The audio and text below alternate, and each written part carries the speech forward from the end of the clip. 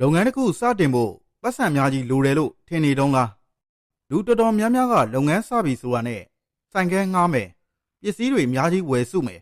အကျွေးတွေတင်မယ်ဆိုပြီးတွေးကြပါတယ်ဒီလိုနဲ့လုပ်ငန်းတစ်ခုစတင်ဖို့တွန်းဆုံနေသူတွေလည်းရှိပါတယ်တကယ်တော့စီးပွားရေးတစ်ခုအောင်မြင်ဖို့ပြီးပြည့်စုံတဲ့ပလန်ရှိဖို့မလိုပါဘူးပြီးပြည့်စုံအောင်စောင့်နေတာကတင့်လုပ်ငန်းကိုအသေးတက်နေတာပါဘာကြောင့်လဲဆိုတာကိုဒီဗီဒီယိုမှာအတူတူလေ့လာကြည့်အောင်ဒီနေ့မှာမိတ်ဆွေတို့ရဲ့ idea တွေကိုလက်တွေ့အောင်မြင်မှုအဖြစ်ပြောင်းလဲနိုင်ဖို့ The Lean Startup စာအုပ်ထဲကအဖိုးတန်သင်ခန်းစာတွေကိုအနည်းချုပ်တင်ဆက်ပေးသွားမှာဖြစ်ပါတယ်။ The Lean Startup စာအုပ်ဟာစာရေးဆရာ Eric Rice ရေးသားထားတဲ့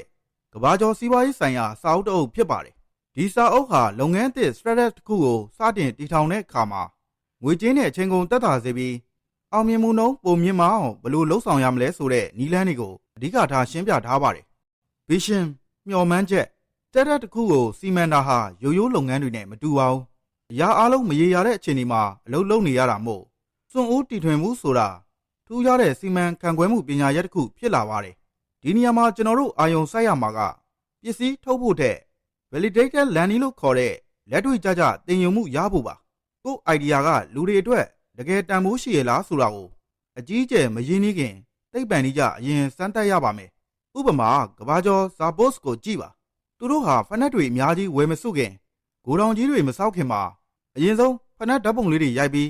website ပေါ်တင်ကြည့်ခဲ့တယ်လူတွေတကယ်ဝယ်မဝယ်ဆိုတာကိုအရင်ဆုံးသိပ္ပံနည်းကျစမ်းသပ်ခဲ့တာပါ